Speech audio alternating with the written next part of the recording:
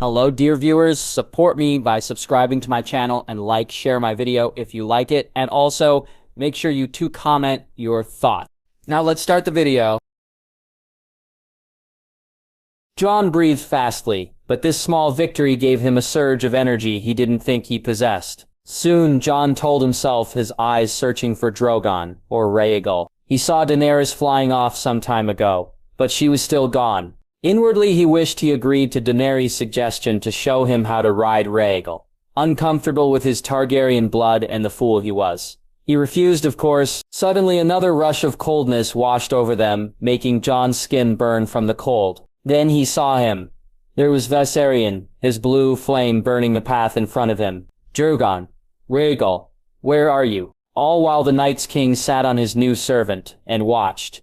His frost-blue eyes looked almost amused by the feeble humans fleeing from him like ants to be squashed. Jon looked directly at the king, his blood boiling in anger. "Come and let me kill you," he found himself shouting. "I doubt this thing will listen." Tormund called out to Jon, who made not attempt to move, as the dragon continued his path towards them. And he was right. The Night's King stayed sitting on his dragon. As if mocking Jon from the distance, he raised his hand like he did a long time ago in Hardhome. Another storm of icy air came down on them, and Jon felt his skin burn from the cold again. It seemed with repetition it lost its effect on him. Then another spider came rushing at him. Tormund was, to Jon's relief, already moving away to safety. He himself made no such attempt.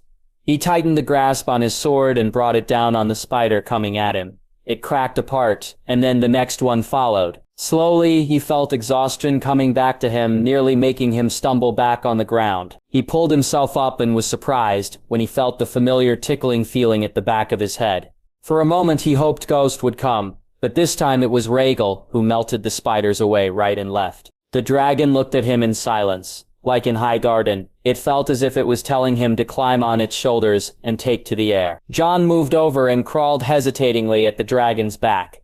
Rhaegal propelled him into the air, as he tried to hold tightly on the dragon's back. The wind whipped harshly against his face, and his eyes watered from the sharp cold. With his other hand he held his sword. Rhaegal did not even need Jon's guidance. In his rage, Rhaegal unleashed a rain of fire on the other dragon, which was met by a flame of blue fire. The heat was nearly unbearable, and as he looked up, he saw the Night's King raise his sword ready to strike at him. Yet, suddenly the dragon started to disobey his master's commands. Like a horse running out of control, the dragon flew down into the woods beneath. Reacting fastly, Jon tried to get Rhaegal to fly down into the woods after the enemy. Surprisingly, the dragon seemed to know what was wanted from him and went straight downwards. Snow and twigs whirled around them, but Jon's was only focused at his enemy. Viserion still continued his rebellion, shrugging the Night's King off like a nasty pest. "Jon, I gave you some time," he heard Bran's voice ring in his ears. In his exhaustion he was not even sure if it was an imagination. Without wasting much further thoughts on the matter, Jon crawled down from Rhaegal to meet the enemy ahead. The Night's King stood right there among smoking wood and ice. It surrounded them like mist on a cloudy morning. Without hesitation, Jon swung his sword at the creature with all his strength. Hopeful, he waited for the sound of cracking ice which always accompanied the destruction of the glassy blades. Yet he only heard a faint ringing like harps play as the glassy material cracked from the sword and revealed a different blade, as if the ice was only a mantle for the real weapon. Now the creature held a beautiful sword made out of dark Valyrian steel, with a ruby-black hilt. Jon did not have much time to ponder over this, as the creature brought its blade down at him in a fast cut. Steel met steel, and a searing pain ran through Jon's shoulder from the force of the impact. He ignored it and slashed his blade at the Seecher's head, which was promptly parried in return. Jon did not wait long to push himself away before swinging his sword with new strength at his enemy. Up and down, left and right, the two blades met. Faster and faster, and almost like a dance. This continued without an inch won or lost by both parties. Still, Jon knew he was at a disadvantage.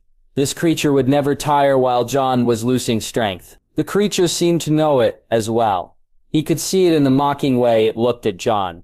He enjoyed playing with him. Desperately, Jon rained a fast number of strikes at the Seecher, each parried, and leaving Jon breathless. As if sensing his weakness, the creature retaliated with a cut to Jon's head, which was barely avoided, and followed by another round of fast strikes on Jon's side. All the while Jon started loosing the feeling in his arm. He knew he needed to act soon, and as he saw the aggressiveness displayed by his enemy, he suddenly had an idea. He let himself get driven backwards, pretending to stumble. It was a trick Robb and Jon used with each other as children, but very risky with real blades. Still, it worked, for the creature went at Jon without hesitation, leaving himself open for attack. Not wasting a second, Jon separated the creature's arm from its body in a fast cut. To his utter surprise, black blood like ink leaked the ground before the creature's wound closed, and the hand grew back. Jon was so shocked he did not see the next slash coming. He felt nothing as the sword cut off his hand. Blood splattered everywhere, and it felt strangely warm and comforting on his skin. Then the pain came. It felt like falling into icy water as it overwhelmed him. He fell down whimpering like a little child, and clinging to his arm. "Jon, get up, please," Bran's voice reminded him. With his last strength he pulled himself up and was more than surprised as he found the Night's King crouching on the ground, splattered in Jon's blood. Even the creature's blade lay only steps away, drenched in Jon's crimson blood. It looked like the same blood was eating away at the creature like acid. My own blood. King's blood, like the Red Woman would have called it. Even through this feeling of intense pain, Jon realized what it meant and laughed. If someone heard him, they would have probably thought him mad from the pain, but his heart was filled with a realization. The words of House Targaryen fluttered through his head, the very same words Daenerys liked to use to intimidate her enemies.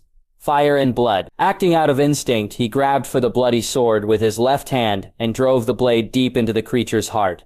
He twisted the blade, which started to feel hot and warm in his hands as if boiling. The creature's eyes stared back at him with mad pain, but he would not let go. Fire and blood. Then a dragon's cry filled the air. Dragon appeared, mightier than both of the other two dragons, still quarreling and throwing flames at one another in the distance. Despite the pain, Jon felt relief wash over him as he saw Daenerys well and sound. She looked at him with wide eyes, her breathing fast. Her face was smeared in ash, and her hair looked half-burned from her head, hanging in tangles around her face. He knew he could not step aside. Fire and blood will purge this creature from this world forever. He smiled at Drogon and then at Daenerys. "Now, end it once and for all." Daenerys hesitated, but then she did as he asked. "Drogon, Dracarys," she shouted, and hot fire engulfed him. It washed away all pain as if being embraced by a mother's touch. Arya felt utterly cold, her whole body numb and hard as wood. "Arya," a familiar and distant voice ringed in her ears. The sound of the voice in her ears made her feel both relieved and wanting to strangle the owner, for her head felt like someone bashed it against a stone wall. "Arya, are you well?" Gendry's voice ringed again, bright and painful. Slowly she opened her eyes, and a gray bleak sky greeting her. Yet to her surprise there were hints of sunlight trying to burst through the cloudy sky. Was it finally over? "Gods, Arya, did the hit to your head make you mute?" Gendry asked fearfully. Arya pulled herself up, touching her head, and flinched as pain surged down to her jaw. When she looked at her hand, there was warm, wet blood dripping from it. She averted her gaze and looked back at Gendry, who was still staring at her in fear. It made her feel a little uncomfortable, for she didn't like it when people coddled her like this. Also, she had questions. What happened? Where is Jon and the others?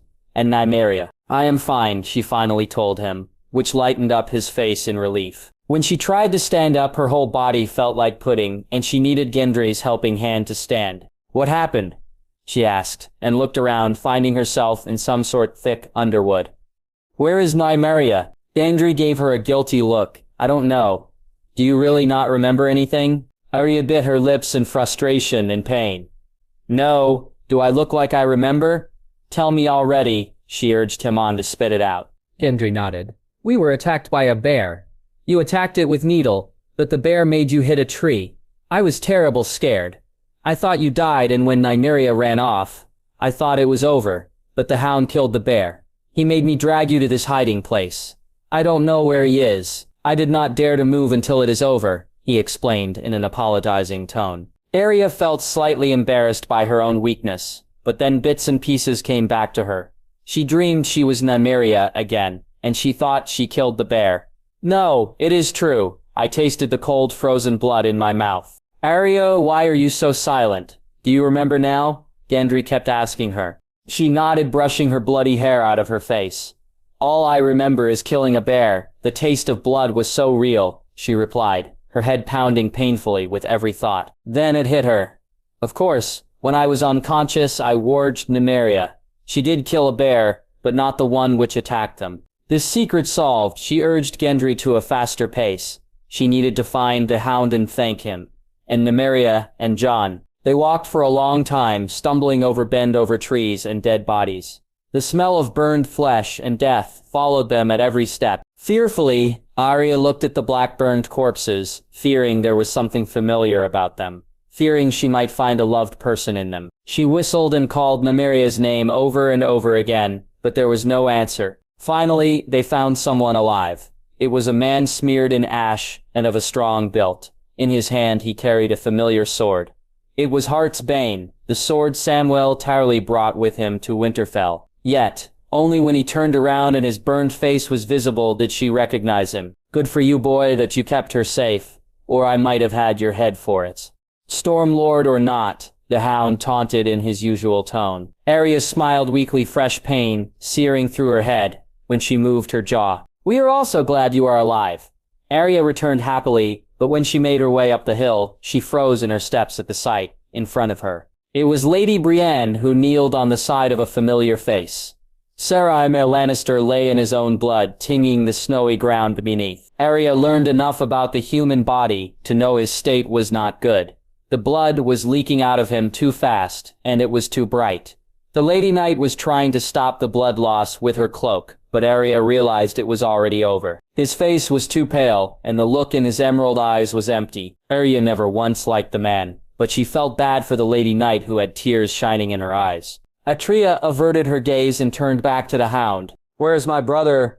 Where is Jon?" she asked. The Hound's gaze was almost unreadable at the mention of his name, and Arya knew then that Jon was hurt. It brought some life back into her weary body. No, it made her almost restless and panic-stricken. He promised me he would come back. Last time I saw him, he did not look good. They brought him back to Winterfell.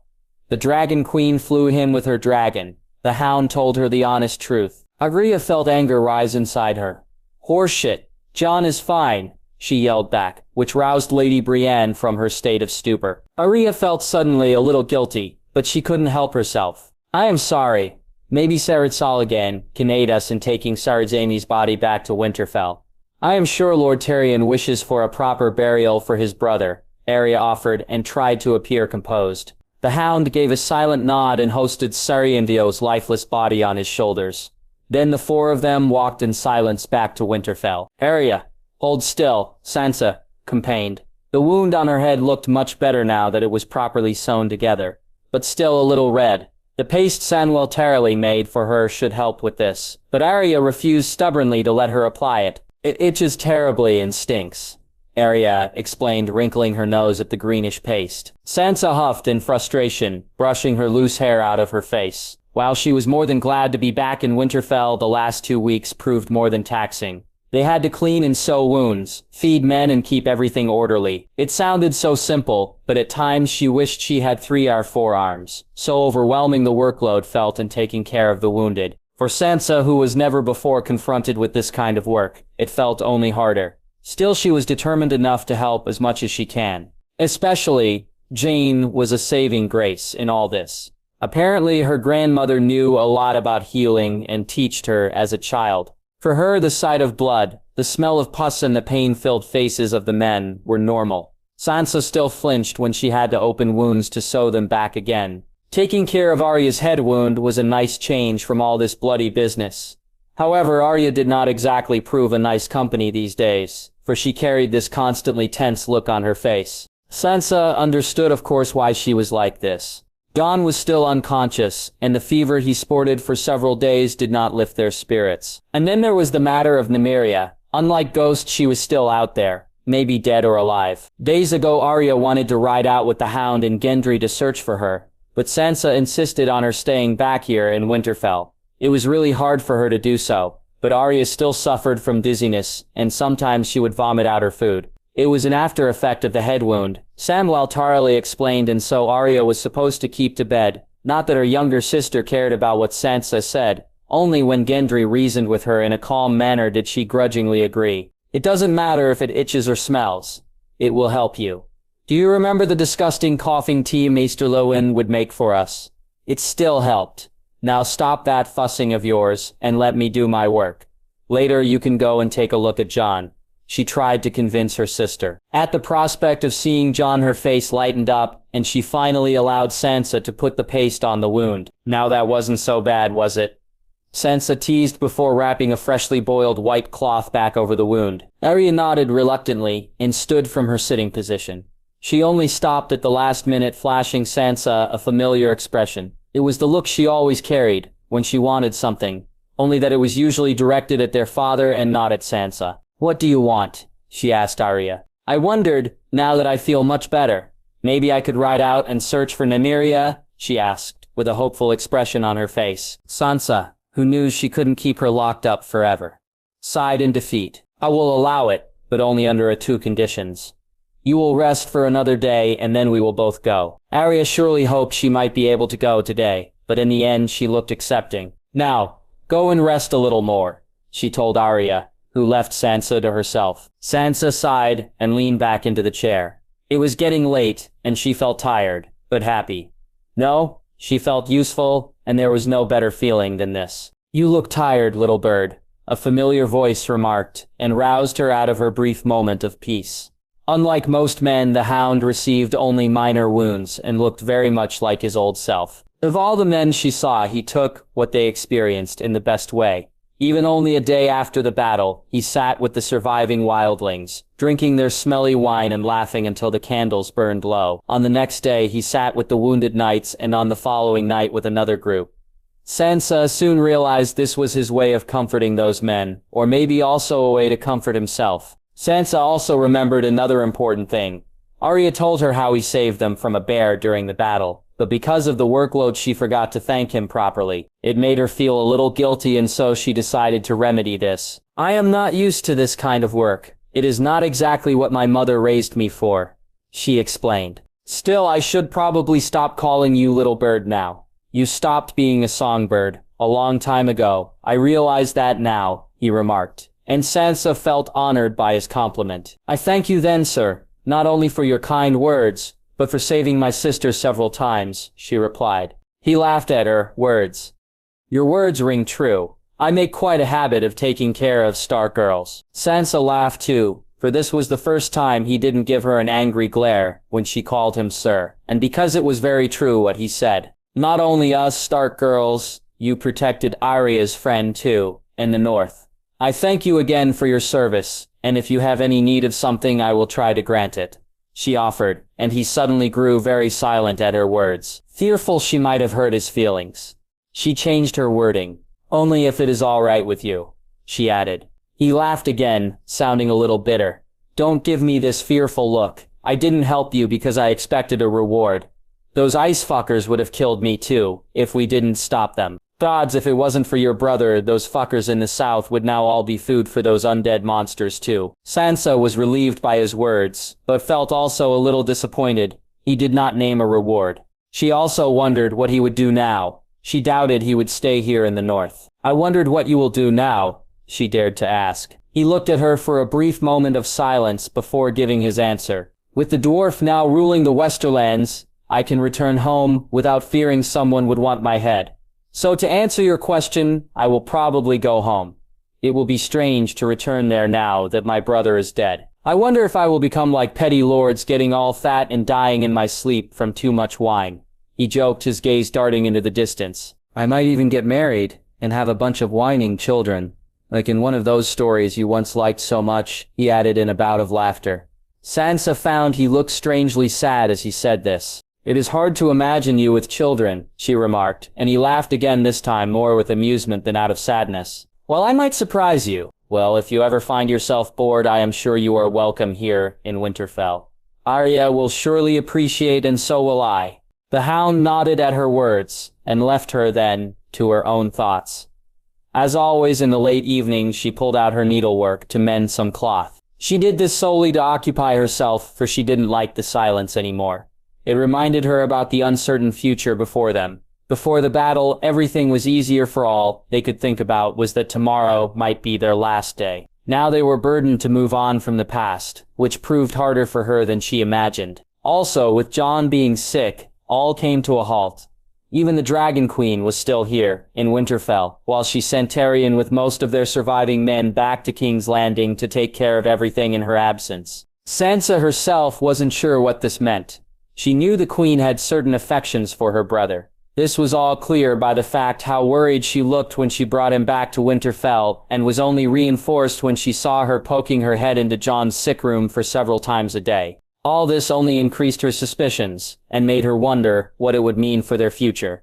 For Jon told her before the battle the Queen knew about his true birth. He also made it quite clear that he would give his crown to Rickon or Bran once they were ready for it.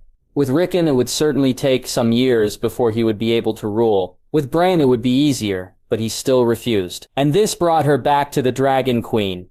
It was quite clear to Sansa that she wanted to rule the South in her own right, and so she wondered where Jon would fit into this. Would she wish for marriage with him? Would she acknowledge Jon as Targaryen? There are a good number of different possibilities, but all of them had to wait until Jon was back to health. This also made her ponder over her own future. What will you do once all of this is done? The only thing she knew for sure was that she had no intention of ending up as a spinster, living the rest of her life in shame for her failed marriages. And it wasn't like she didn't have any prospects. She was after all sister cousin to the now king in the north, and surely there would be enough men willing to marry her for her name. She was also sure that Jon would grant her some lands for her own if she asked him kindly. She tried to picture it all, but it seemed quite unreal to her. It was even harder for her to imagine staying in Winterfell forever. At first she was more than happy to return here and win the castle back from Ramsay, but now dark memories haunted her in every place. Realizing this, she thought back on Lord Hardyng's offer. She knew he held affections for her, and she herself did not dislike the man. Still, asking for marriage was another matter altogether. Especially for Sansa, it was hard to decide what she felt, for her past experiences tainted this part of herself. She knew very well that said man was no Ramsay or Joffrey, but he was still a man, and most men were fools. Not to mention he fathered 2 bastard children. Would he disregard me once I gave him some precious heirs? Those were valid questions to consider. Still, I would have children, she reminded herself. Children I could love and raise for myself, even if he would do so. I would make them all mine, and she would be able to live in the Vale. She remembered how happy she was there after escaping from King's Landing, and now with both Lord Baelish and her aunt gone, it might even be better. It made her smile a little. I could even visit now and then. The north is not far from the Vale, and if one of her brothers and sister have children in the future, they could even foster them in the Vale like grandfather did once with father. And at last, there was another consideration to be made. The future of the north itself. For while he north might be now independent from the south, they would still need allies in the future. A marriage of her with the heir would secure their kinship with the Vale for future centuries. For the Dragon Queen was certainly a promising ruler. But what of her successor or her grandchildren? Who can say that one day the dragons will not come to dislike the independence of the North and decided to reconquer it? To protect the North from this, they still needed strong relations with the other parts of the South. After all, she wanted to make sure that the North would be safe in the future. She sighed, realizing the fire in the hearth was burning out. Stirring some fire, she wanted to continue with her pondering, but then she found another person intruding on her silent retreat. It was the Dragon Queen herself. Today truly felt as if all of Winterfell was seeking her out, so she put her needlework away and greeted the Queen. "Good evening, Your Grace," she greeted politely. The battle did not even leave the Dragon Queen unaffected, for her mane of lustrous silver hair was now considerable shorter. When she returned to Winterfell, half her mane was burned off on one side, so she cut it off and the hair was now only reaching to her shoulder blades. "Good evening to you as well," the Queen returned kindly, settling herself next to Sansa before the warm crackling fire. Sansa moved herself, folding her hands in her lap. "How is my brother?" Sansa dared to ask, which made the Queen's eyes dart fastly back to her. "Is this not an appropriate question for me to ask?" she added, a little more daring. After all, why should she not make use of this opportunity if it presented itself? What was going on with those two concerned all their future? The Queen bit her lips and pondered over it for a moment. Then she looked up, her purple eyes bright like twin stars in the dancing flames of the fire. The fever is getting better. Still, I wonder if he will ever wake up. It has been 2 weeks. It is all so strange. I know he has my blood, but any other man would have been burned to cinder. Sansa nodded in understanding. Still, he rose from his funeral pyre on the wall, so it might not be so strange. If the Red Woman was still here, we could have asked her about it. But my brother exiled her for burning Shireen Baratheon. I heard about it, but it is not the only thing I worry about. I wonder what he will do once he wakes up, she admitted in a quiet voice. Sansa knew her too little to be able to read if those words were spoken out of affection or fear of the future, but she knew this was her moment to find out more. So she leaned forward, smiling openly at the Queen. My brother told me about his true birth once he returned. I am not as close with him as Arya, but you should know my brother has much of our father. I mean my father, Lord Eddard Stark. If he gives a vow, he will not forsake it. And as you might know, he only agreed to be named Robb's heir, if my brothers are to be his heirs after him. So I think it is quite clear what he will do. He will either prepare Rickon or Bran for this role. Those words seemed to disappoint her a little, or so Sansa thought. I hoped. Well, I don't really know what I hoped. She began and then apologized for her lack of words. You hoped my brother would go south with you, maybe accept his blood, she offered, and Daenerys nodded in affirmation. Something along these lines, but there are still a number of possibilities regarding his true birth that I have to consider as a future ruler. A marriage would be a part of those possibilities you speak of, Sansa asked. The Queen looked a little startled by her words and her expression grew a little guarded. You are quite right, Lord Tyrion suggested, of course. It would be ideal after all, it would keep future problems at bay. Jon is my brother's son, and even if it is questionable if the people would simply accept his true birth, others might make use of it against me. Sansa didn't believe this was her only reason. Still, you don't seem the person to consider a marriage without affections, Your Grace. Sansa asked, trying to lure her out. The Queen chuckled at her words, her cheeks flushing a little. You are quite right. I think you have figured it all out. Didn't you? Yes, I hold affections for your brother, and a marriage would not only be ideal, but also wished on my part. However, there are other impediments I have to consider. This made Sansa curious. What impediment is she speaking about? I know you might not consider me trustworthy, but what kind of impediments could there be on my brother's side? The Queen laughed again, but this time it sounded strangely sad. Oh, not on your brother's side, but on mine. It is a rather personal thing. If you swear to me to not tell anyone, I will tell you, she offered in a quiet voice. And for a moment Sansa did not see the mighty Dragon Queen, but a young vulnerable woman only a few years older than Sansa herself. I would never tell, and if I do, you might punish me accordingly. Sansa promised and meant it with all her heart. The Queen grew again silent and guarded. You might have heard I was once married, and I also expected a child. My son Raeb died, and since then I never conceived again, even though I had a lover once, and another husband. This made it all clear to Sansa. If she just married Jon, there was a high risk the Targaryen line might die out. Jon might only be half a Targaryen, but any of his potential offspring could serve as heirs to Daenerys' legacy, even if they were not her own children. Still, Sansa felt bad for her. She helped them save Winterfell, and had all this power. Yet now she looked only sad, and it dawned on her that until Jon came along, she was the only Targaryen left. It was a feeling Sansa understood well. For years I thought I was the only Stark alive. Still, she didn't believe Jon would ever agree to anything like this. He would not marry some stranger to provide heirs for the Queen, especially as he seemed to return her affections. What you say is true, but my brother would never agree to it. He has no interest in your crown, nor would he refuse your affections for such a reason. Also, there are other candidates for heirs, if you really are barren, as you think. The Queen nodded in understanding as Sansa continued her line of thoughts.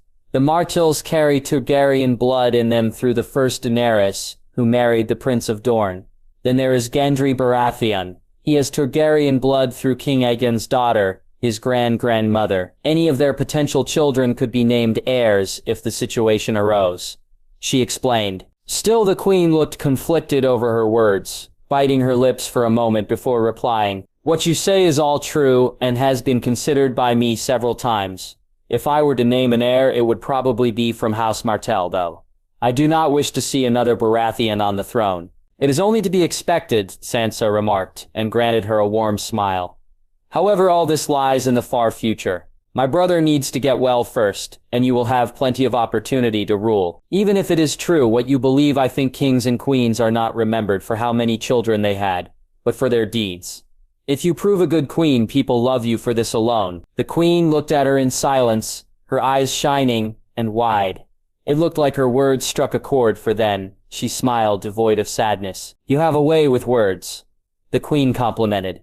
And you are very right. There is more to a ruler than begetting heirs. And with this the queen stood and left Sansa back to her needlework. 2.5 weeks were gone since the battle, and Daenerys spent most of it burning the dead with the help of her 2 remaining dragons.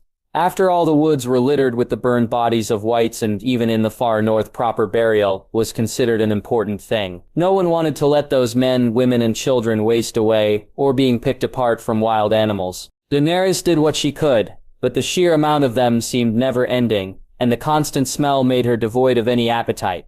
The only good thing was when the Stark sisters finally found the direwolf Nymeria, all bloody and flea-infested in the Wolfwood, and brought her back to Winterfell. Daenerys felt happy for the younger Stark girl to have her direwolf back, for she knew how it felt to lose a loyal beast. Viserion was now dead and gone and would never return to her. She knew she even had his body burned with both the help of Rhaegal and Drogon.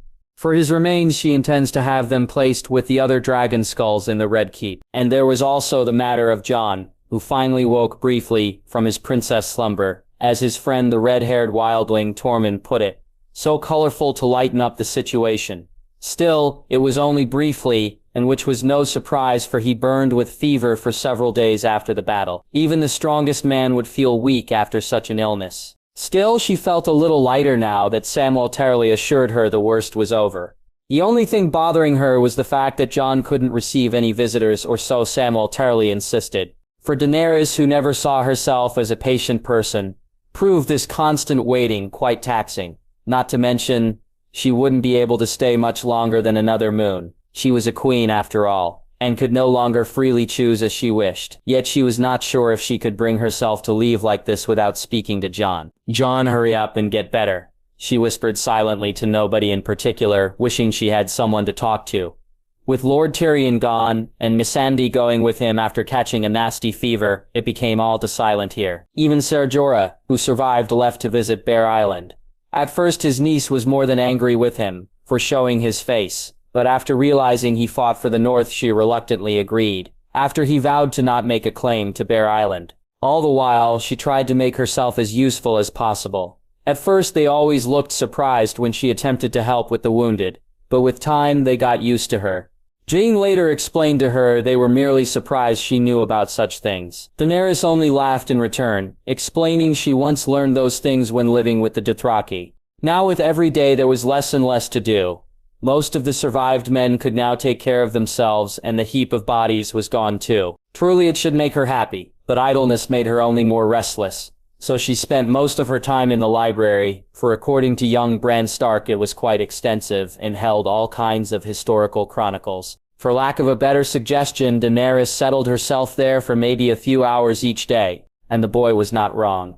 The library was full of old tomes, dusty scrolls, and papers written several generations ago. Daenerys never was a great reader, but soon she found books about the Dance of the Dragons, the War of the Ninepenny Kings, and of course the Blackfyre Rebellion. Still, it distracted her only for a brief period of time, as she already knew most of those stories due to her brother's obsession with their family legacy. He made extra sure she knew every detail about their forefathers' glorious and bloody history. Instead, she enjoyed reading about the North, a land she hardly knew anything about. Viserys himself always called it a land full of ruthless barbarians who took away their father's crown. Now she was shaking her head over her brother's words. The North was full of men who more honorable than most men in the South could ever wish. Here she found no empty flatter or kind words hidden behind false smiles. Most Northmen simply said what was on their mind. Even the wildlings seemed good people to her, despite their roughness and their lack of manners. She understood why Jon wished to save them from their fate, and sometimes they reminded her of the Dothraki she took with her after Khal Drogo's death. They may be a little wild, but once you gained their trust, they were the most loyal people in the world. A few days later, when she found herself bored of those stories, she returned to answering and writing numerous letters to Tyrion and Varys. One concerned the Septa de Baelor, which was nothing but a heap of dust and stones. Tyrion intends to have the remains removed, and a new septa built to win the favor of the people who follow the fate of the Seven. It was not a bad idea, but it was not like they were swimming in money. The Lannister queen had left them nothing, but debts over debts. Without the firm support of the Tyrells and the Martells, the realm would be in dire problems for sure. She also knew they would ask for rewards in the future for being so supportive. When she was finished with her letter, she was surprised to find Samwell Tarly's wife seeking her out. She smiled down at Daenerys, giving her a shy smile and holding her little son in her arms. "Gilly, right?" Daenerys asked kindly, and the girl's face lightened up at the mention of her name. "Yes, your grace, like the gilly flower." "Well, that is not why Sam sent me here. I am to tell you. He wishes to speak with you. He said it should be confident or something. I am sorry he always uses such complicated words. Well, I am to get you." Daenerys was amused by her open way of speaking, even if she wondered why he wanted to speak privately. Not that she had anything against the young man. He certainly was very well read, and the former assistant of her grand-granduncle, Aemon. Of course she asked him about, said Maester, on Jon's advice. But apart from this, they hardly spoke about anything other than Jon's state of health. It made her avoid him, because she always feared he might change his mind and give her bad news. "Of course," Daenerys replied, and followed the girl. The girl led her to her husband, who took residence in one of the former servant rooms, and his room suited the young man quite well, for it was stuffed with scrolls, half-written papers, and of course a good number of candles to provide the necessary light for his work. When they entered, he was already working on some paste while half sunken into an old book. "I bring you the queen," Gilly announced happily before giving Sam a kiss on the cheek and leaving them alone. Sam thanked her and flashed Daenerys a slightly embarrassed smile. "You might wonder why I called you here, your grace," he asked. Daenerys had no idea, so she went with what she thought of first.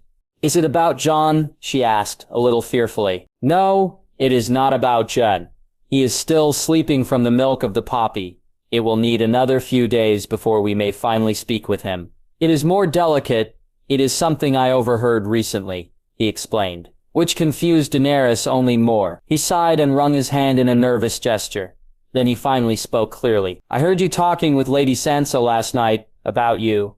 Know your impediment," he began, his face flushing all bright red. Daenerys felt a mix of anger and embarrassment rise up inside her. She shouldn't have told Sansa so openly.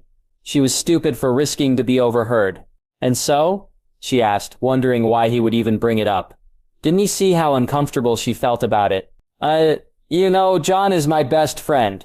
And if it is true, what you said, that you like him, I mean, your grace," he muttered nervously, and Daenerys grew even more impatient with him. "Peace, clearly, I know you can do it. Do not fret. I will certainly not feed you to my dragons." She tried to get the answer out of him despite his obvious fear. He nodded and breathed deeply before speaking again. "You might be aware that I am the oldest son of Lord Tarly, and for a number of years I was also their only son.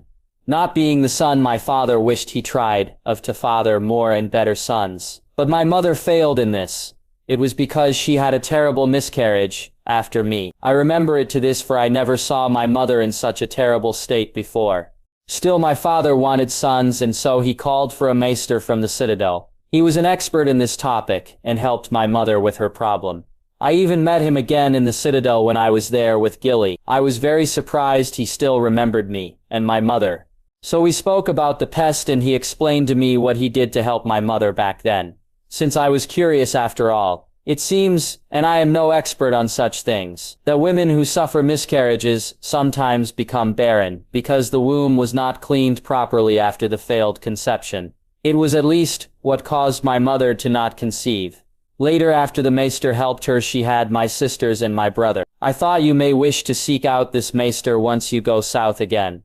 He is a very good man, and while I can't guarantee anything, I am sure it is worth a try," he explained in his slight stutter, which suddenly sounded more than endearing to her. She granted him a dazzling smile. All her frustration and embarrassment was washed away in an instant. "I thank you. I will certainly heed your advice, once I return to King's Landing," she replied, and Samwell looked more than relieved. Then she excused herself and returned to her chambers, continuing to write some more overdue letters.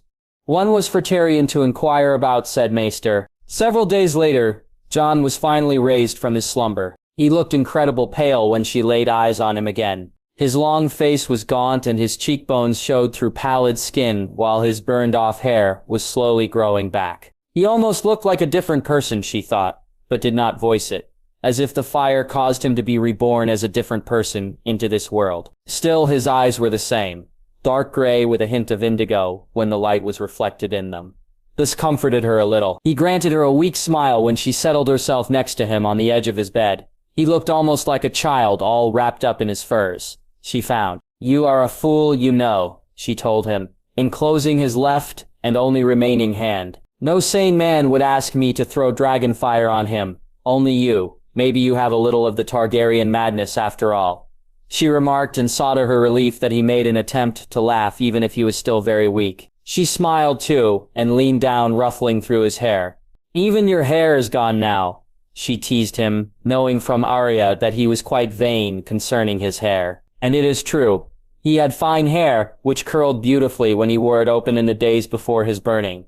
She herself liked playing with it. He laughed again before attempting to speak, his voice sounding strained. "You also got a new haircut," he remarked, in a clear attempt to joke, touching her cut hair. Daenerys nodded and realized it was a little out of order, unbraided as it was. Without Missandei, she forgets such things. "Well, I had a little fight with the Night's King myself," she chuckled, leaning closer. Then she realized how he tried to cover his right hand under the fur. She furrowed her brows in worry. She heard about men getting depressed and sad about the loss of a limb. Some of them even imagined still having it. Maybe he feels like this too. Determined to remedy this, she brushed the fur up and looked at his arm. It did not disgust or scare her, for she had seen far worse wounds before. It was a clean cut through the lower arm, and it could have been way worse, she told herself. "I doubt I will pick a sword so soon. I admit I feel a little useless," he remarked, with a hint of bitterness in his words. Daenerys had no interest to tolerate such nonsense. So she touched his face and made him look at her. She would not let him fall into self-pity. His brothers and sisters needed him. She needed him in Westeros and the North too. No, she wouldn't let another member of her family perish away like this. "Don't talk such nonsense. If Jaime Lannister can get over this, you will be too," she told him, and it seemed to awaken some pride inside of him. She smiled, satisfied with this, for she chose her words intentionally. Jon was, after all, no friend of the dead Kingslayer, and would never want to remain behind him. "I will not get a golden hand," he replied in a strained voice, at which Daenerys broke out in laughter. She actually wanted to speak with him about the future, but right now she only felt happy they were both alive. It made her dislike the idea of leaving even more. Jon seemed to think similar, for his left hand went to her neck, and pulled her down into a kiss. She tasted the mint and the tea on his lips, which Samwell Tarly brewed for him every day. Still, it did not matter to her, for it warmed her up all from her head to her toes, making her forget the throne. A little, for Jon it was the first day he felt like himself again. When he first woke, he felt like after his resurrection, confused and thrown back into this fever-riddled body of his. The fact that his sword arm was gone did not lift his spirit either, as it made him feel utterly useless. Not that anyone tolerated his gloomy attitude for long. Both Arya and Daenerys made sure he ate daily and stood up every day. Now nearly 2 weeks later he could walk again, in the Godswood, without getting out of breath too much. These days he preferred walking alone to get a clear mind. If he was honest, he never thought too clearly what he would do when he survived. Now he could not longer ignore it. For in a few days Daenerys would return south to take up her crown. Of course there was also be a proper crowning by the newly elected High Septon. Planned, or so she mentioned to him a few days ago. And the question about their future relations with each other was still unanswered. His night with Daenerys before the battle was at least on his side. Not a one-time thing. He came to appreciate her presence even more so as she waited for his recovery until she would take any further decisions. It was not something he expected of her, since it was quite contrary to her personality. After all, she was quite independent and single-minded when it came to such things as ruling. And while she did not voice it openly, he knew her now well enough to know she wished he would come south with her.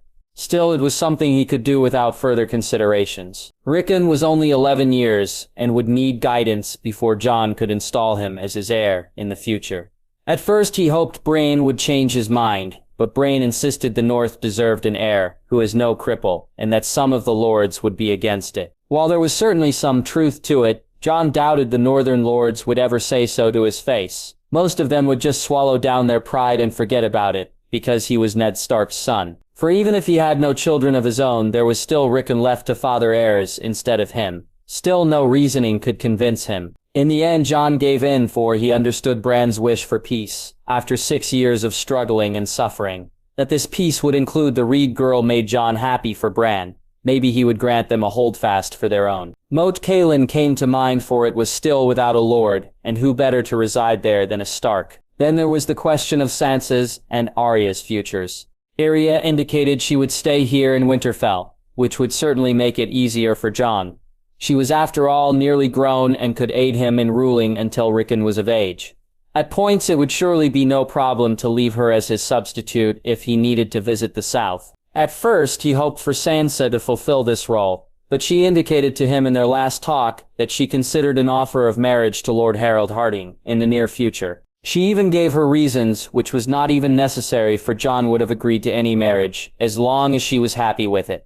However, Jon doubted the deepness of her affections for the man. Not that Jon disliked said man. He seemed honorable enough, and he was also sure Sansa would fare well in the Vale. Not to mention it would bind the Vale and the North together, despite the former's independence. At last remained the question of a potential marriage with Daenerys. He was certainly more than fond of Daenerys, but still he needed to consider the implications of such a marriage for the North. And today he finally pulled himself together to speak with her about it. He found, like most of these days, sitting in the library, writing one letter after another. So he was not surprised when he found her scribbling away on the parchment in front of her. It was probably another letter for Lord Tyrion. She only looked up when she heard the movement of his steps on the ground. She brushed her hair out her face and smiled openly at him.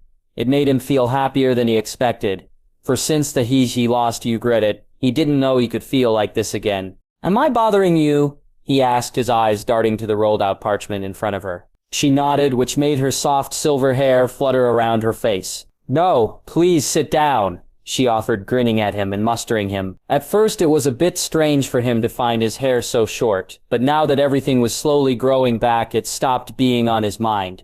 He returned her smile, still a bit unsure how to approach her.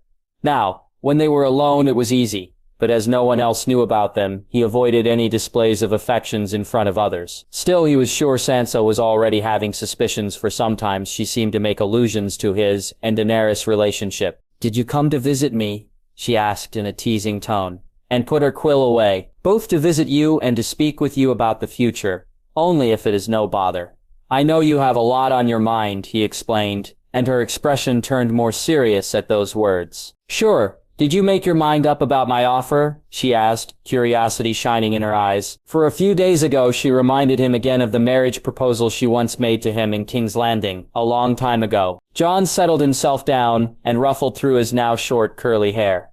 "Yes, I thought about your offer properly and I am prepared to agree. But there are some points I wish to talk about first." Daenerys smiled a little at his answer, which relieved Jon greatly. "What are those points?" she asked, more curious than anything. "Firstly, I have not interest in being king in the south. I will have enough to do turning Rickon into a lord and ruling the north. To do this it will be necessary for me to spend a considerable time in the north each year.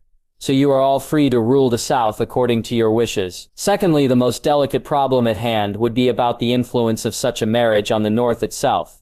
For even if I give my crown to Rickon once he comes of age, any child of us could have a claim nonetheless. I would need some written guarantee that none such child would compete with Rickon or any of his future offspring." Daenerys pondered over his words for a moment. Then she tilted her head a little, looking directly at Jon. "I gather from your words that you intend to keep your true birth hidden," she asked, a little surprised. "Yes, at least until Rickon is of age to be installed as my heir." Daenerys nodded again, although she looked now a little paler at the mention of heirs. He did not forget what she told him moons about her past miscarriage, and he would have avoided if it was possible. He really only mentioned it to secure the future of his people, and not to insult her.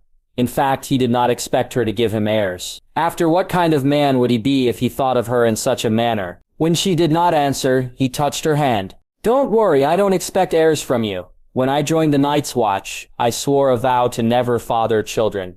To have children of my own is not something I ever thought of having, in the first place." She looked at him for a long time, her eyes shining with unreadable emotions. Then she squeezed his hand and in return and smiled. "I understand this very well, but this is not the only thing that bothers me. I still hope I might be able to continue my line.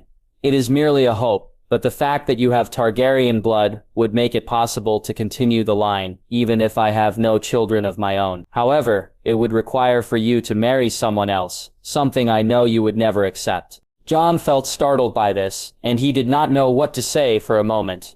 It was not like he did not understand her reasons, but she was right in her conclusion. He would never agree to something like this. He may have grown up as a bastard, but marrying a stranger for such a deed would be disrespectful to his own feelings and those of the other woman. He was not sure he would ever be able to live with such a guilt. Daenerys seemed to feel his uneasiness and granted him a reassuring smile. "Do not give me this frightful look. I would never force you to do such a thing, but it is only natural for me to think about such things. I have already made a plan should the inevitable happen. I thought of naming the son of Arianne Martell as my heir, should it come to the worst after all. They have Targaryen blood.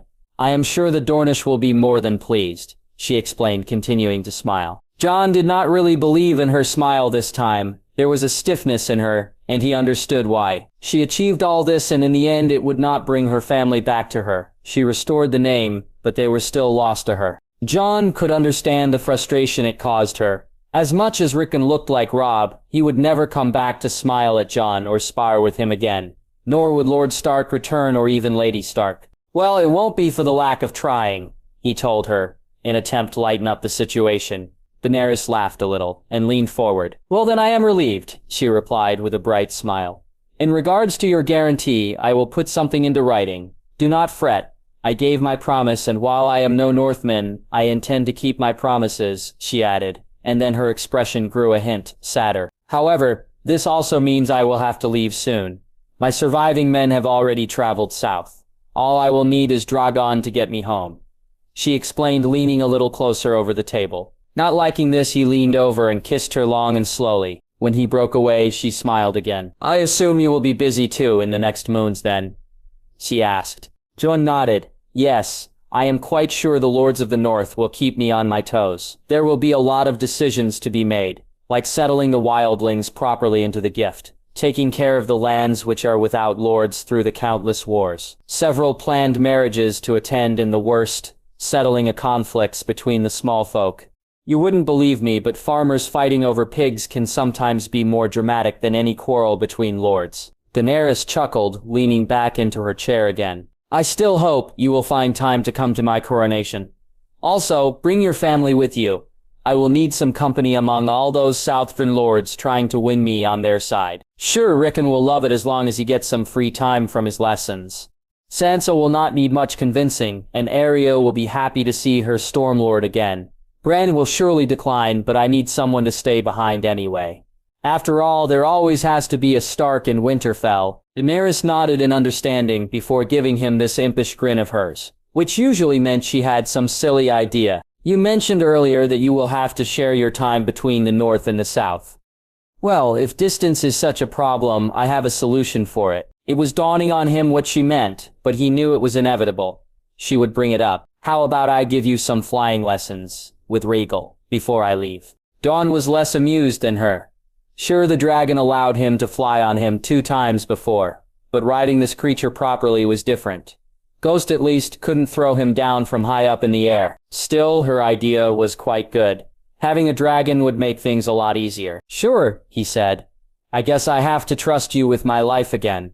Daenerys only gave him a knowing smile in return. Nearly 6 moons went by since the battle, and with every passing moon, winter was slowly turning into spring. It was the strangest thing, for no one ever before knew seasons to only last for a few moons.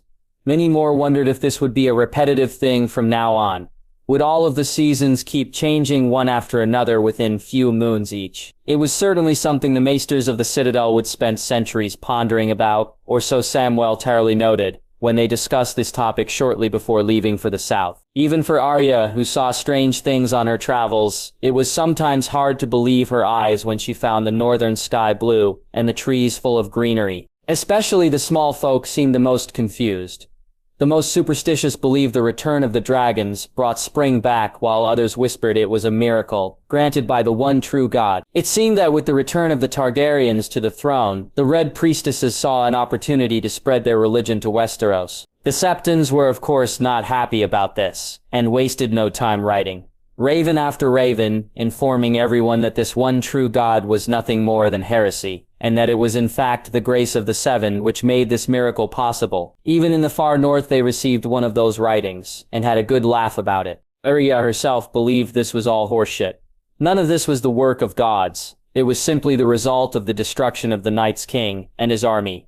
It made the most sense, but it was not a pretty enough story for those people. Many of them even denied to this day that there was something like the White Walkers in the first place. Not that Arya cared about their opinion, but it made her glad the people in the north worshipped the old gods.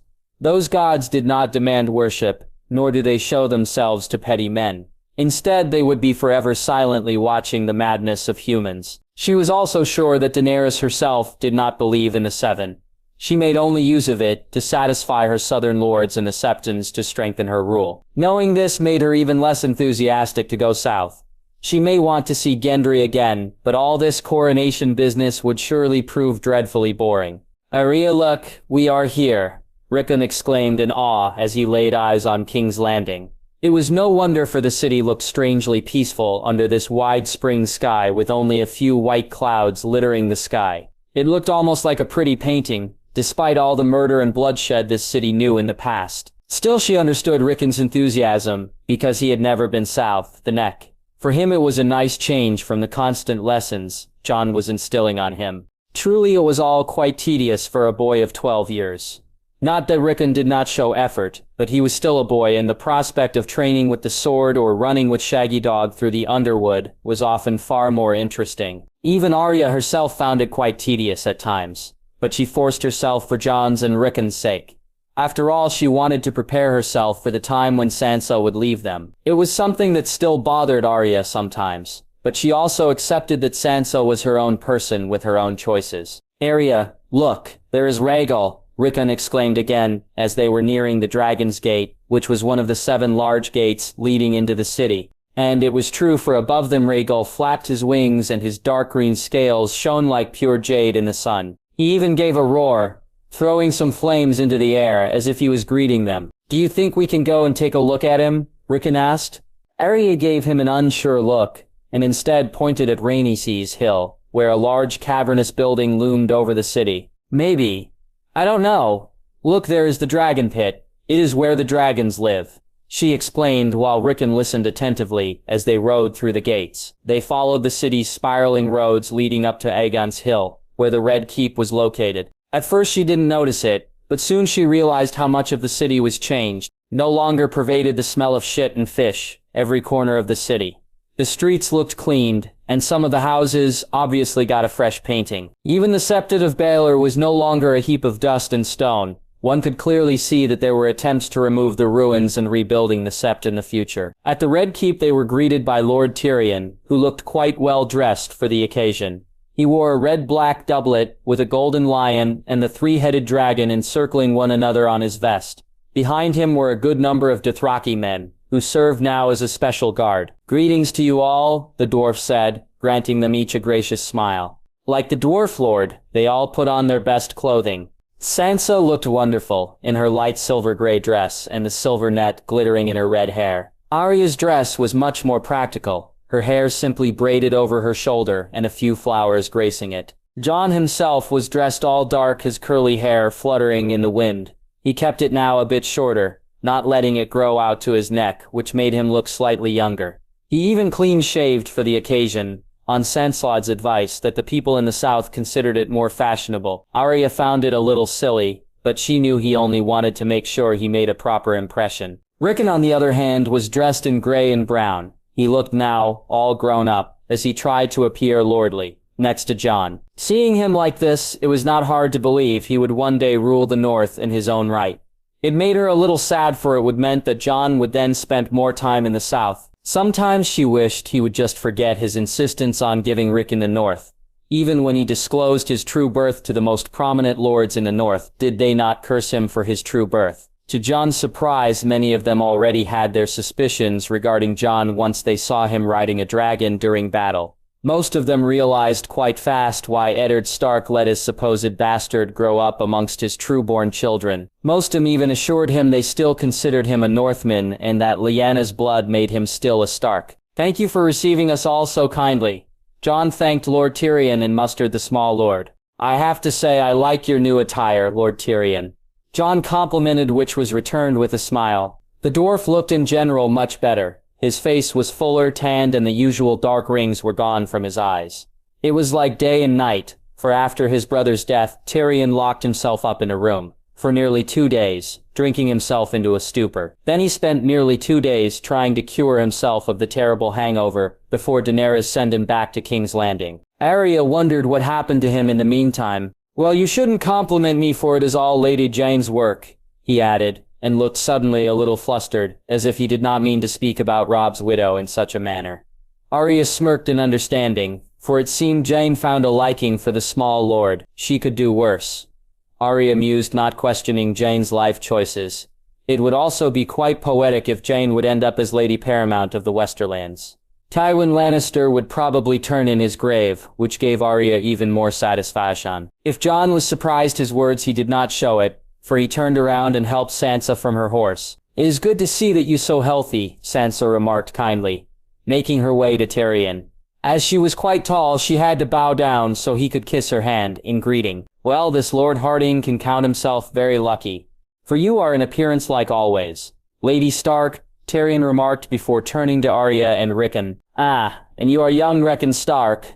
Gods, you have grown," he complimented, giving her brother a polite bow. Rickon seemed happy about his words, for he thanked Tyrion with a bow and a smile in return. Arya herself gave a respectful bow, but had no interest in getting her hand smooched. "It seems Jane takes care of you, Lord Tyrion. Did she also cure you from your insufferable drinking illness?" Arya remarked in good humor. The dwarf broke out in amused laughter at her words. "Oh gods, no. I doubt any woman can keep me from my love for fresh summer wine. Still, I might consider keeping it in measure." Arya was less optimistic, but kept her mouth shut. With the introductions over, Tyrion had them settled into their rooms before leading them in of the more private solars of the Red Keep. Then they had some food and wine while Tyrion told them everything that transpired since their separation. Later, Daenerys joined them as well. She looked different too. She was now dressed in one of those elaborate southern dresses of black silk, with the sigil of her house stitched in numerous small rubies on the front. Her hair, which was usually braided, fell now in thick curls to her shoulder blades. Daenerys also recounted some stories herself, though Arya knew most of them from the numerous letters she was sending them.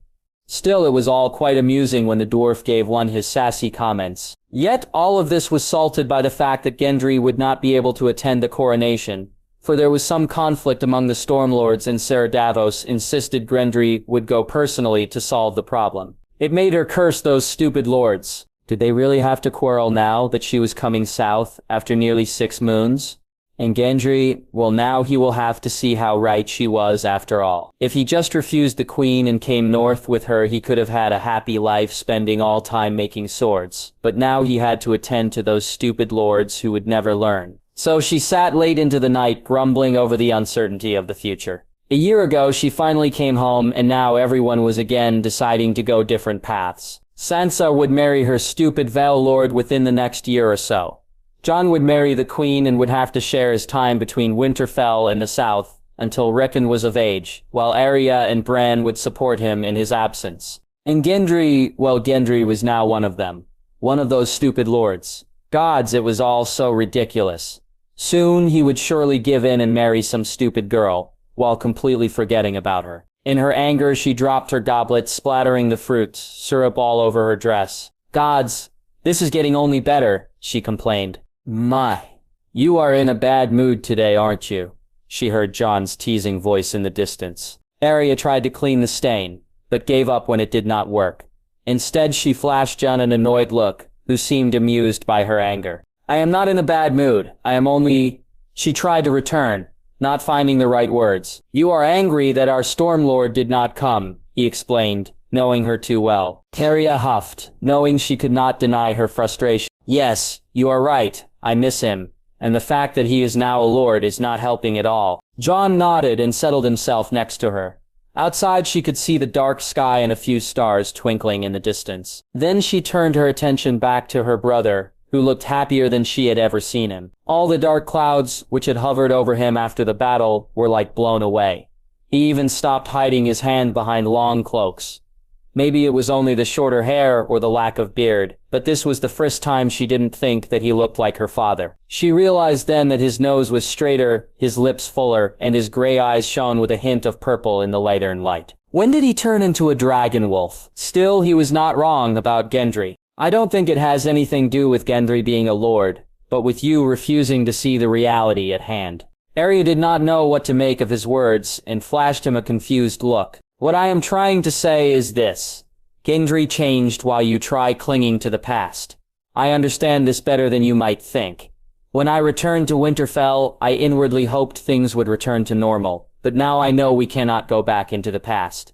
We can only make peace with it. Lord Howland Reed told me this after telling me about my true birth. Arya knew what he meant, but the idea frightened her more than anything. I know what you are implying. What should I do? Go and drag Gendry under a weirwood tree, and marry him right on the spot. You know how it would end. I am no lady and I will never be one. Let alone do I have interest in popping out children and doing needlework like Sansa. Apart from this, you will my help in the coming years. Jon did not answer on the spot, but ruffled her hair instead. I am not saying you should marry the boy on the spot, or at all. What I want to make you see is that you might be a better lady than you think. Gendry is a commoner who rose to a lordship. He has Serra Davos, but he won't be there forever. However, contrary to Gendry, you are educated and can read the danger certain lords could become for him. I also never meant for you to act now. This can all wait for a few years, I am sure. Arya realized the truth in his words. Still, I cannot imagine, settling down like this. Jon laughed again. Do you think Gendry would force you wearing dresses? I might not know him well, but I doubt it. I think in truth he is the only lord in Westeros who would respect your freedom. Do not misunderstand me, Arya. It is all up to you to decide. You will always have a place in Winterfell, and I will certainly never force you into a marriage. I am only trying to give you my honest advice, he added. Arya had no answer to this, and was struck silent by his words. Maybe he was right. The next day dawned clear and bright, like the day before. Traditionally, the ceremony would be held in the Great Sept of Baelor, but now they had to contend themselves with the Red Keep. The coronation itself was a simple ceremony, despite the mass of lords and ladies paying witness to this whole event. The High Septon, a short, burly man of considerable size, said one prayer after another before pouring some holy oil on the queen's head and making her kneel for several long, never-ending hours. Arya was surprised she did not just take the stupid crown from the man's hand and placed it on her head herself. Finally, he declared her queen and repeated all her numerous titles before finally putting the crown on her head.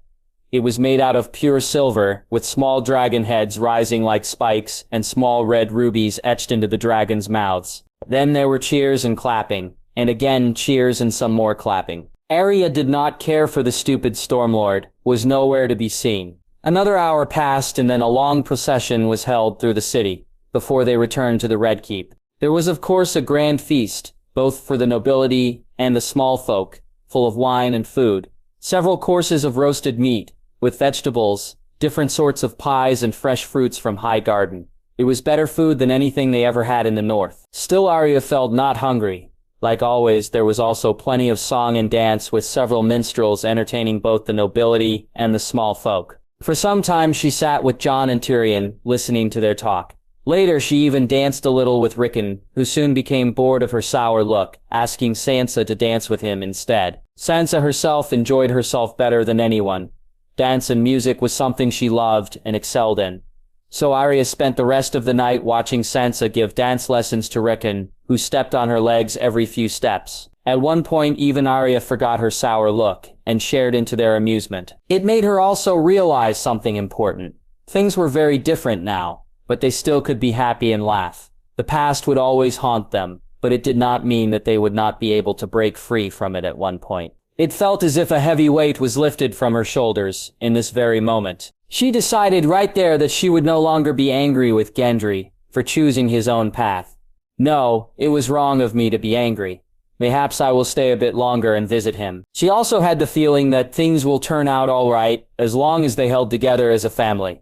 It was something that could not be broken by age or separation. After all, even with spring coming back to the lands, the words of her father would still hold true. The lone wolf dies, and the pack survives. When beggars die, there are no comets seen. The heavens themselves blaze forth the death of princes. Julius Caesar II, 336. Jon woke again, drenched in sweat and pain. He slowly opened his eyes, finding a familiar face, greeting him. She had much of Sansa's features, but her hair was honey gold like that of her father. "Uncle," Catelyn said softly, as she touched his head with a cooling cloth. Jon felt the fear still in his bones, as if he was still fighting in the burning woods. Those dark memories would never leave him, he knew. He lifted his only remaining hand, and touched Catelyn's hand. "How long was I sick?" he asked, his mouth dry and cracked. His niece smiled, but he could see the worry in her eyes.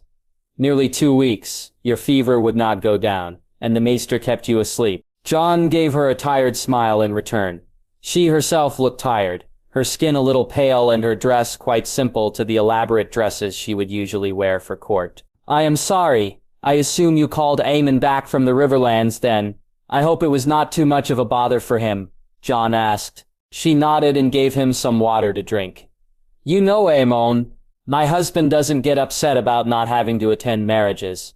He came immediately after you got sick. Also, I am sure young Lord Tully will be able to get married without Aemon being there. They say he is quite in love with his bride." Jon nodded in understanding and asked her to help him sit up. "Will you call Aemon to me? I need to speak with him." "Maybe I should also eat a little," he replied.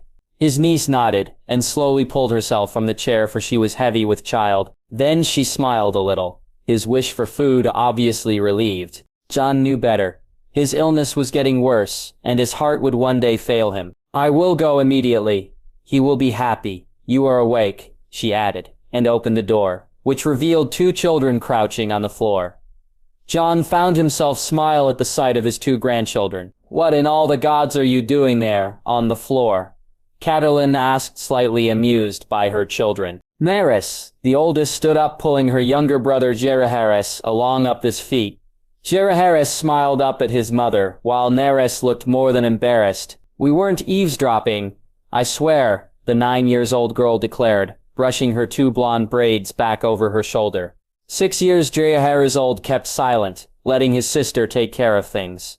She was always the leader in their adventures. "I didn't even ask if you did. But why are you sitting there on the dirty floor? You could have just knocked and come inside," Catelyn told them. "Daenerys was afraid we would bother you and grandfather." Jay explained the reasoning of his sister. His mother smiled and ruffled his dark hair affectionately. "That is very nice of you. I am sure your grandfather will not mind a visit later, but now it is time to go back to your lessons." Daenerys nodded obediently while Jay gave a sour look in return. Jon gave them a wink before Catelyn ushered them outside, leaving Jon to himself. He pulled himself up and washed his face before taking a look at himself in the looking glass. It was a stranger who was looking back at him.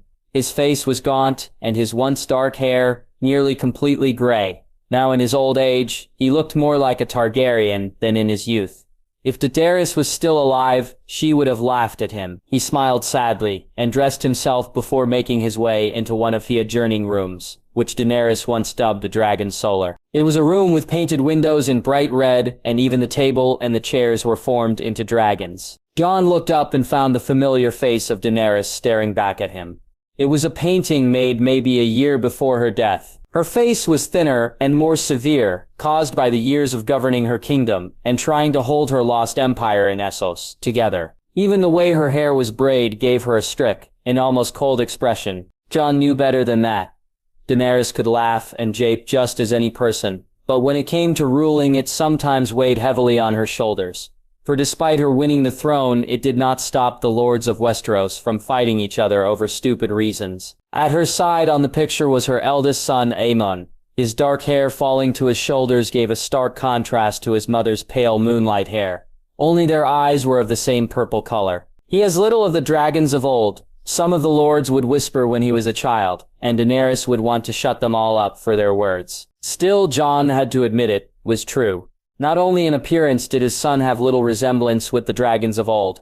He was not a boy of temper or easily angered. He was more like a calm winter's lake, and when someone displeased Aemon, he would reply with sharp words, and defeat them rather with his wit than a blade. Old Lord Umber once said, the boy reminded him of old Rickon Stark, serious and regal in all matters. Still, it never mattered to Daenerys what those petty lords would whisper or say.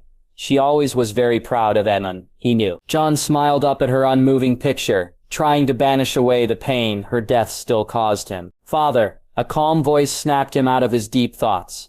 He turned around and found Aemon standing in the door. With his 27 years, Aemon stood nearly to Jon's height, and his long solemn face, and those dark purple eyes would sometimes make him appear older than he is. I am glad to see you are better, his son said, and smiled. I am glad too, Jon replied, despite feeling it was a lie. Let us sit down, Jon offered after a moment of silence and poured some wine for his boy and himself. Aemon gave him a brief nod, and settled down. Now tell me, why did you not stay in bed, and called me here?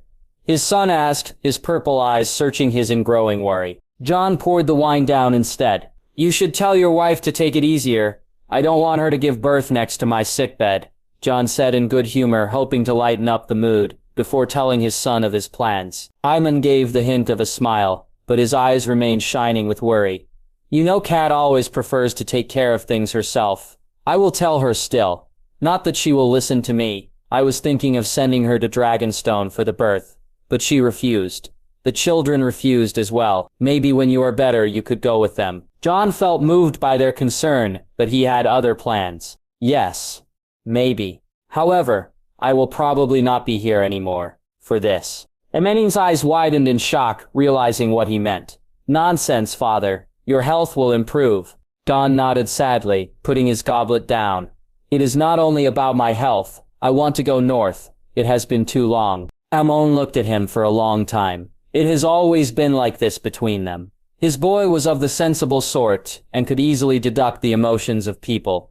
Maybe it was a natural gift, or a skill honed in his years growing up at court, but it was sharp as always. I am not prepared to be king without your counsel, his son returned. Jon squeezed his hand, affectionately. You are far more capable than me. You will carry this burden well, he returned, hoping his words would lift his spirits. Jon knew there was always doubt eating away at his son. It was only a natural result growing up with so many expectations placed on him, and sometimes a bit too much for this boy, prone to be sickly and too quiet in nature. Aemon laughed bitterly. Daeron would disagree, he returned, and the mentioning of his second son made Jon's heart ache with pain. Daeron, born with silver hair and gray eyes, came into this world with a red face and a scream that would wake the death. With his talent for swordplay and his adventurous spirit, he was exactly what Daenerys hoped for after her many failed pregnancies, following Aemon's birth 3 years after the war. Others might say it was a little cruel of her to think like that, but Jon knew her desperation and her fear every time.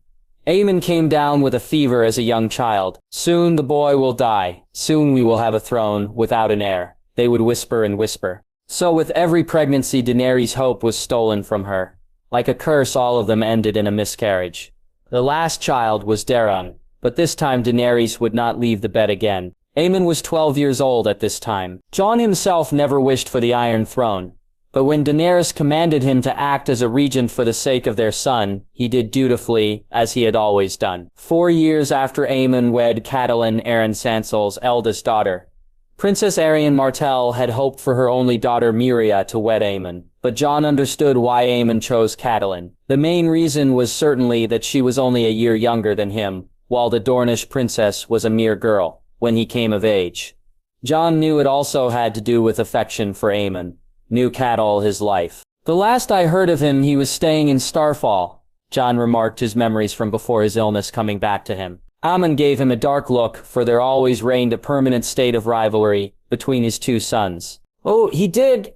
How is he doing with his Dornish princess? He asked, frowning. Jon gave Aemon a scolding look. He knew that Daeron was probably one of the few people who could anger his quiet older brother, and that he was far from easy, but they were still brothers. He would not always be here to sort out their fighting. Aemon, please make peace with your brother, he returned in a sigh. Aemon frowned. It is not me who disturbs the peace. It is him always trying everything to slight me. Please, father, see him for what he is. He seduced the princess to do just that. I refused her, and so he gave her what she wanted, thus taking revenge on me. He will always be like this, behaving like a little child. He even took one of Drogon's eggs. The exhaustion was coming back to Jon, and he found himself nodding along in understanding. Your brother is still young, and maybe this marriage will help him to calm down. The reason why he took the dragon egg is also quite clear to me. For from Sansa, I know that his Dornish princess is with child. He probably only intends to give the egg to his child like you did with Daenerys. And Jay, that is why your mother kept them for in the first place. This darkened Aemon's face, even more. Please, father, let us speak of something else. Tell me when you wish to depart for the north. In a fortnight, I will take Rhaegal, he explained. Aemon gave a resigned nod. Do you wish me to call Daeron here? Jon wished for nothing more, but it was Jon who ordered Daeron to marry the princess he seduced, to not anger the Dornish, or in a wider extent, the Reach. Angered, he left, not speaking a single word with Jon since this day. He would not want to speak with me. I left him a letter, he explained. And you are really sure that your time is coming? Aemon asked him again, as if he hoped Jon's answer would change if he asked again. I am not sure, but I cannot describe it. I feel like I have to go home, or I might not see it again. Jon returned sadly, trying to describe his feelings. Then he pondered over it for a moment, and a thought came to him. I have another last request and an advice for you, Jon stated. What is it, father? Aemon asked quietly. Grant your brother Summerhall. He is a knight now, and deserves a lordship for himself. It will curb his anger and ambitions. When his babe is born, grant it to him, and I am sure he will look more favorable on you. Jon explained. I will do as you ask, he agreed, looking doubtful. And your advice? If you need help, call Lord Tyrion. He might be getting old, but his mind is still sharp. He will aid you like he did your mother. Aemon nodded in affirmation, and Jon thanked him with a smile. Ananu. The fortnight passed fastly, and it was a warm spring day when Jon departed. Uncle, please give our warm greetings to my mother, Aunt Arya. Uncle Bran, and of course Uncle Rickon too. Catelyn said, looking a little teary-eyed. Sure, Jon said, kissing her forehead before looking down at Nyras and Jeg. Nyras gave him a sour look, for she hoped he might take her with him to Winterfell. Jeg, the more patient of the two, granted Jon a smile and a hug. Jon patted Nyras' head, trying to coax a smile from her lips. Do not fret. Only a year more, and your father will take you to Winterfell. Jon promised her, and she granted him a smile in the end. At last he turned to Aemon, who tried to appear unmoved. Jon patted his shoulder. Maybe you could visit Sansa once your child is born, he said kindly. I am sure she would be very happy to see her new grandchild. I will do as you ask, Aemon said, his lips trembling. I know, Jon replied. Seeing them all like this made him waver in his decision. No, I have to go. I've spent so much time in the south, I at least wish to die in the north. Jon granted him one last smile. Buckle up. Your brother will need you once gets over his youthful folly. And so he left the Red Keep behind. The place his blood father once walked as a prince, and where his mad grandfather murdered people with fire. He wanted to laugh at the irony. When he was a boy, he left Winterfell to become a man of the Night's Watch, and now he was here a former king. Yes, I did my duty. Daenerys' crown is in good hands. Now he could finally find some peace for himself. It was a good flight with a wide blue sky and the warm sun glittering on the wild waters. His first stop was Storm's End, where Arya reigned as Lady of the Stormlands, a role she only took up reluctantly. However, she surprised them all with her skill of adaptation. The Stormans were now in the firm hand of the She-Wolf, as she was called by friends and foe alike. When the dragon settled down flapping its wide wings, Jon was barely back on the firm ground when someone nearly tackled him over. Jon, Arya exclaimed with a bright smile on her lips. Of all his siblings, she was the least changed in appearance. She still had the same long face framed by her always disheveled brown hair. Even her dark gray eyes shone with the same spirit and energy she always possessed. Trailed behind her came her daughter Neem, a maid of 16 summers. She had all the Baratheon coloring, dark hair, and blue eyes. Only her long face reminded him of Arya. "My nine, you have grown quite a bit," he complimented her, which earned him a cheeky smile. "Thank you," she said, and Arya laughed. "Maybe you just grew shorter in your old age," she returned and patted her daughter's shoulder before they walked back inside. Inside, Arya looked around before addressing a servant walking by. "Where is Gendry?" she asked. The servant boy gave a sheepish smile. "The Lord went to speak with the smith. You know how he forgets the world when he has brought new material to work with." Arya rolled her eyes. "Well, then we will dine alone." And so they did. Arya entertained them with stories from Aerys' last travels to Volantis and Bravos. For despite her marriage, she still enjoyed to travel the world every few years. If Gendry minded, he never made a complaint about it. Later, he said Lord joined them as well, a little embarrassed about forgetting the time. It was late at night that he sat with Arya outside enjoying the warm night. A soft breeze was blowing, and the stars were especially bright. Arya sat next to him in silence. They understood each other without words, and alone his little sister's presence could lift some of the melancholy that threatened to overcome him more and more. "So you are paying Sansa a visit, and then you are moving on to Winterfell. I am sure Rickon and Bran will be very happy," she remarked. "Yes, that is the plan," he returned, giving her a questioning look. There was never a moment when Arya would ask without a reason. She grinned at him.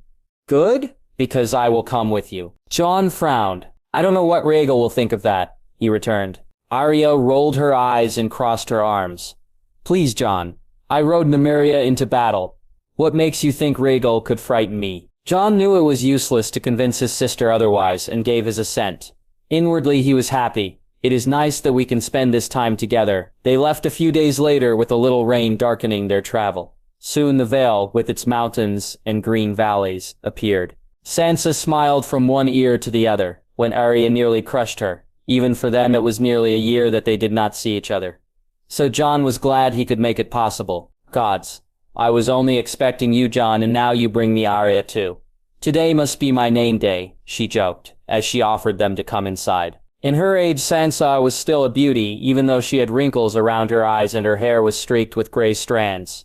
Lady Stark would have been pleased with her. It was nearly 3 years ago that Jon last visited her when her husband Lord Harrold died, leaving his oldest son Jon to inherit the Vale. At first, the now-departed lord only ruled as a regent for Lord Robin Arryn, but with the growing illness of the young lord and the lack of heirs, he became Lord of the Vale shortly after the birth of his fourth child, a son commonly known as Harry. Now Sansa was the Lady of the Vale, ruling over the lordship when her son was absent. Jon hoped to also find Lady Brienne here, but she was with Sansa's oldest son, Jon, doing her duty as a sworn sword. Over the years, Sansa asked her several times if she didn't wish to return home, but the Lady Knight always refused. "I was really surprised when you wrote me, Jon. I thought you would rather stay in King's Landing now that Cat is having another child," she remarked, as the two of them sat together at night while Arya decided to entertain her two grandnieces with her stories. He did not know what to say. It was a rather spontaneous decision. "I thought going north would make my head more clear." She gave him a knowing smile. "I heard about Daeron. He will make peace with you, I am sure," she told him, encouragingly. "He is a lot like my Harry, always wanting too much and never satisfied.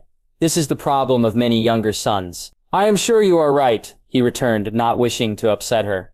She deserved more than that after losing her husband. "So tell me," she said, leaning forward, "how many people can this dragon of yours carry anyway?" Jon wanted to say no, but how could he deny Sansa when he allowed Arya her wish? "Well, Rhaegal will probably curse me forever." "Who will rule while you are gone?" he asked. "Don't worry about that. I called my son back immediately after my letter. He will return in 2 days, and then we can depart." Jon was not surprised. It was always like that.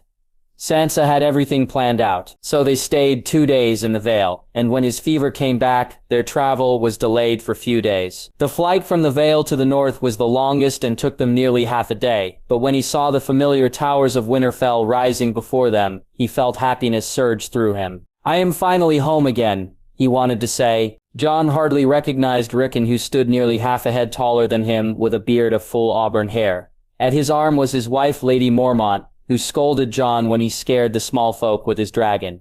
Even with advancing age, the Lady Bear kept her sharp tongue. "I hope for you that dragon will not eat anyone," she said, giving him a suspicious look. Dragons were always something the lady frowned on. Maybe it was a natural dislike, but Jon knew she would always let him know. She was like that. Rhaegal would never dare, he reassured, and Rickon and him both laughed at his wife's look. With them were two of their children.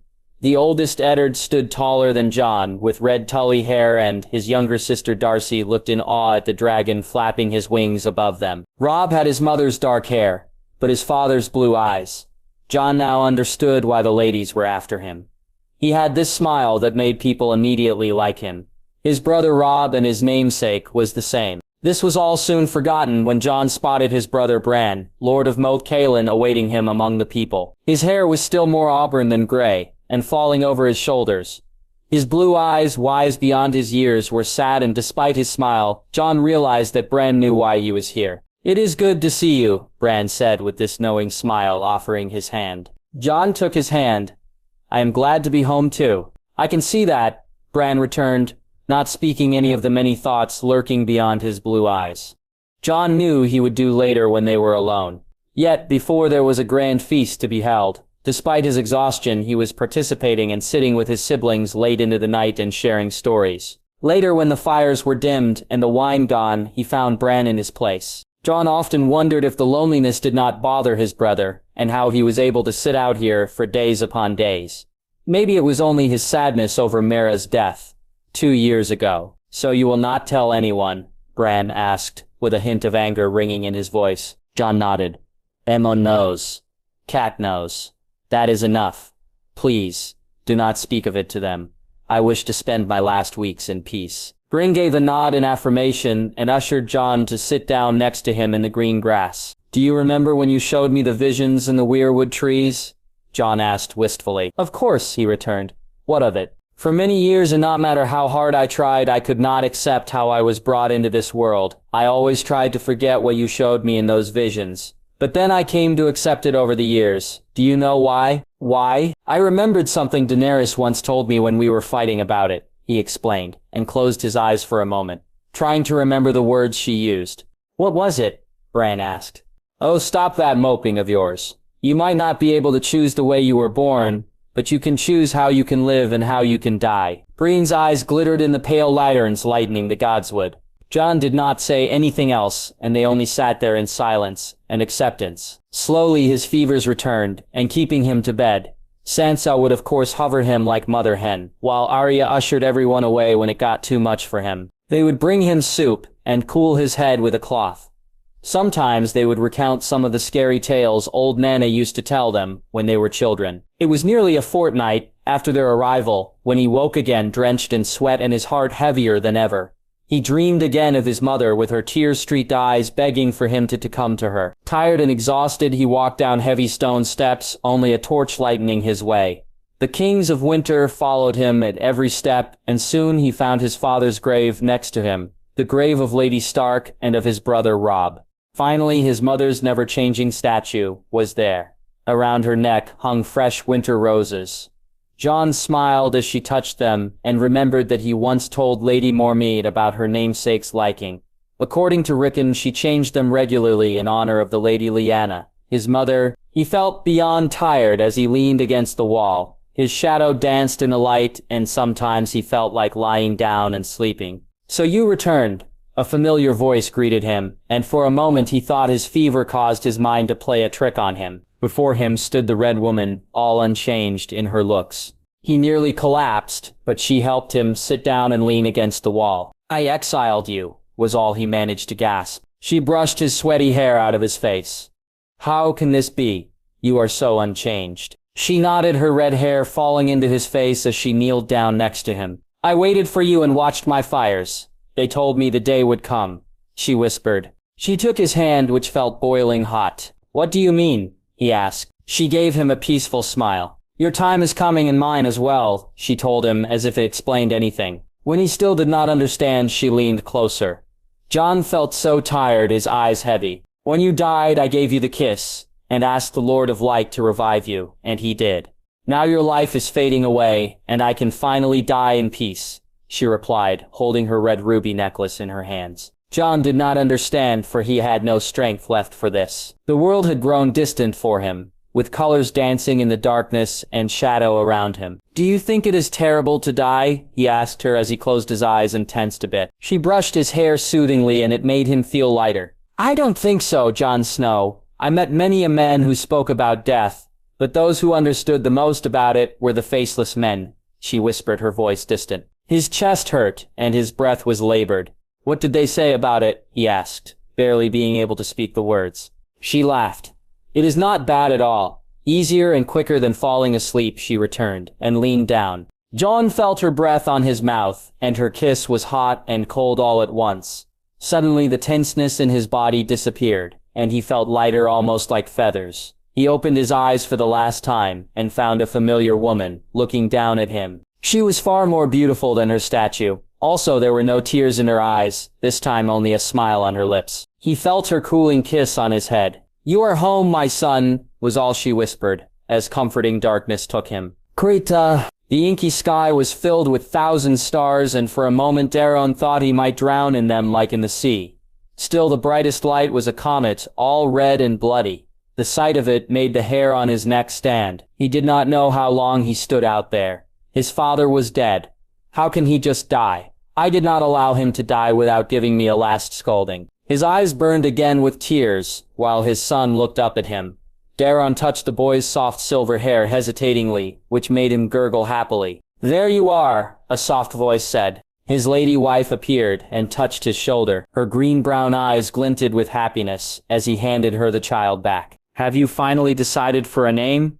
she asked him. Darien nodded, his gaze wandering back to the stars. Aegon, he said, with a smile. "What better name for a king?" His lady wife stared at him in long silence, as if he could see the future of their child in the twinkling stars above them. "If you wish so," she finally answered, and clasped his hand. "Aegon it is then."